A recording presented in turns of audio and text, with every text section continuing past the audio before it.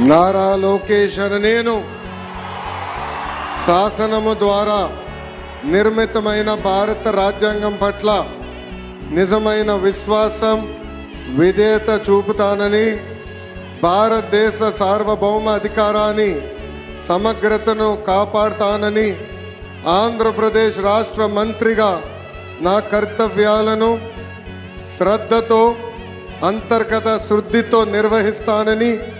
భయం కానీ పక్షపాతం కానీ రాగద్వేషాలు కానీ లేకుండా రాజ్యాంగాన్ని శాసనాలు అనుసరించి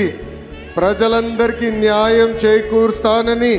దైవ సాక్షిగా ప్రమాణం చేస్తున్నాను.